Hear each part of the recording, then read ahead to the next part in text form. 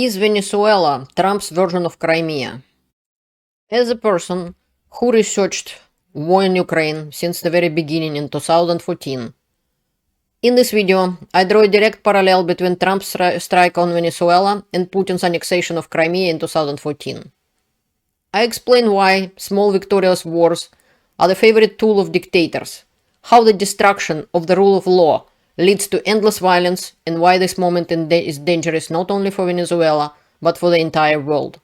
From Russia and Ukraine to the United States and Canada, this is a warning based on history, lived experience, and what happened and happens when power goes unchecked. Hello, I am Elena. Welcome to my channel Enough of Propaganda. I am a former economist and a former associate professor at several Russian universities, and here I analyze war, power, and propaganda using facts, verified sources, and careful research. My writing and analysis on Quora have reached an international audience, receiving over 5.5 million views. My channel has over 541 videos, and please like, subscribe, share my videos. Let's make truth accessible for everyone. The results of my research of the war in Ukraine and Crimea, for example, led to creating my YouTube channel, and here's about 6 videos on Crimea alone and 1 big video on Donbass. This is how this war started. You're welcome to watch full videos and educate yourself. According to the US President Trump, he launched a strike on Venezuela, removing the dictator Nicolas Maduro and his wife, and transporting them to the United States to stand trial. This little successful war reminds me of Russian attack on Crimea in 2014. Putin decided to fix his falling rating by attacking Ukraine. When he grabbed Crimea, many Russians screamed with delight, and his rating went up. What Russians at the time of Putin's attack and his annexation of Crimea didn't think about was dictators love wars, and in every war people die, on both sides. But who cares? Crimea, or Venezuela, is ours, right?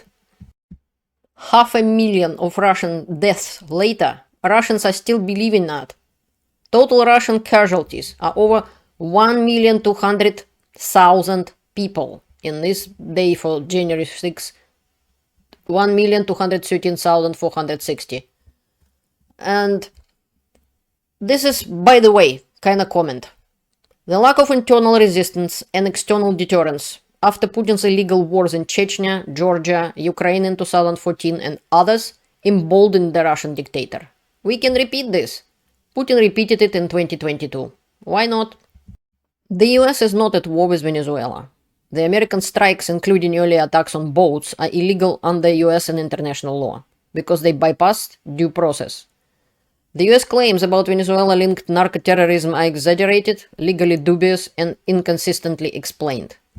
In this case, it is irrelevant that Maduro is a corrupt dictator who murdered the people of Venezuela and was not legally elected. Putin is a war criminal who was not legally elected either. He murders Russians, Ukrainians, Syrians, people from Africa, and people from other countries, including members of the EU and NATO. Yet, Trump didn't kidnap Putin. Instead, the brave US military rolled out the red carpet for the Russian illegal Tsar, a war criminal and a terrorist, who allegedly enjoyed the company of a 17-year-old lady for about a year. And Trump keeps trying to save Putin, proposing business deals to him. To the very man who lies all the time, who literally took away American businesses in Russia from their rightful owners.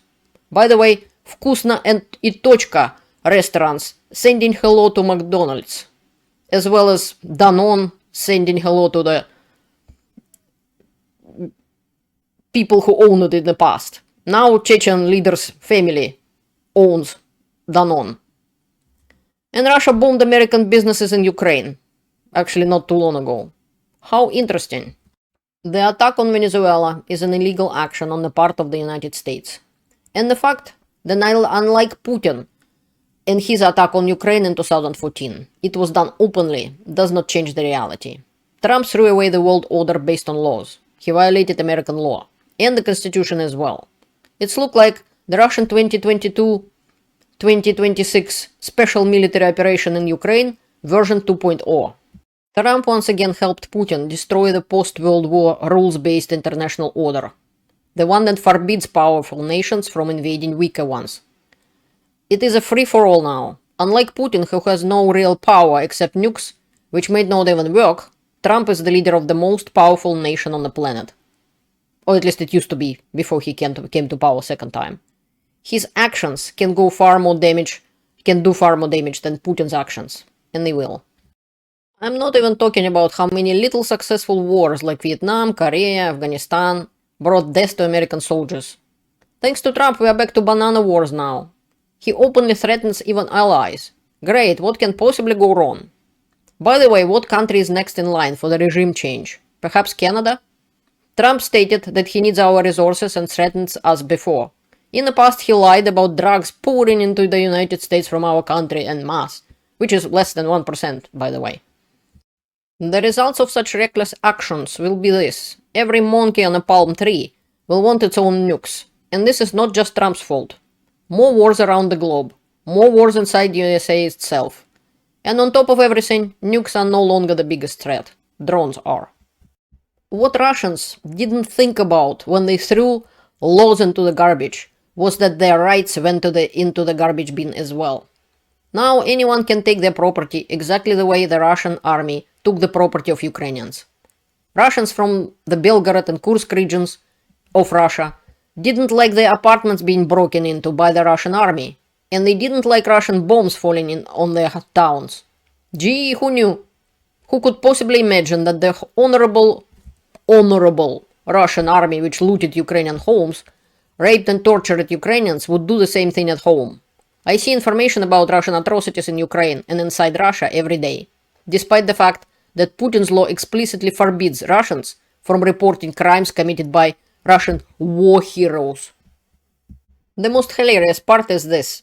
Putin's Russia condemned Trump's attack on Venezuela. Even former Russian president and alcoholic Medvedev blabbed incoherent threats. I guess this time I'm not in good company. The difference is simple. Russia is against it for completely different reasons than I am. Putin supported Venezuelan dictators. For example, he appears to have sent Wagner mercenaries to Caracas to help the tyrant Maduro try to remain in power after losing presidential election in a landslide. So, you could see clearly patch of Wagner in this video. It is worth remembering that Putin, who recently signed an agreement to defend Maduro, did nothing to stop the US attack. Putin's world is collapsing. Maduro didn't learn anything from Syrian bloody dictator Assad. Putin signed an agreement with Maduro promising to defend him. Russia supplied Venezuela with air defense systems, which couldn't even defend themselves, let alone the country. This is the destruction of Russian Buk system, by the way. Russia can't protect its puppets. This is the lesson for Putin's other assets. Putin did not defend Assad or Maduro not because he didn't want to, but because he couldn't. His army is too busy dying in the mid-wave attacks in Ukraine, and the Russian economy is collapsing. The destruction of the rule of law is a far bigger threat than removing one dictator.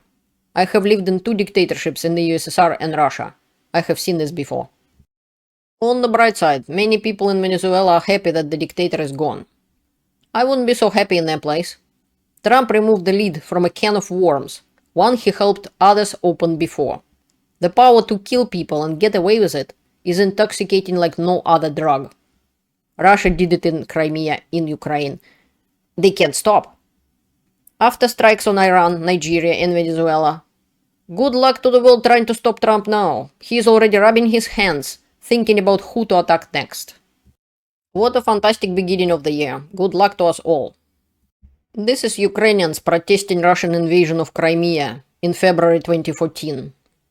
To end on a positive note, Ukraine is still standing, defending itself and fighting for our democracy.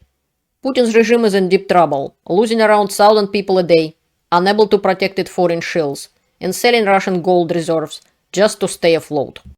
On January 6, 2026, a trilateral declaration by France, Britain and Ukraine was signed, providing security guarantees for Ukraine, including the deployment of a multinational military force in the event of a peace deal with Russia. This is all for today. Learn the truth, stay informed, and help Ukraine. Thank you for watching. See you later.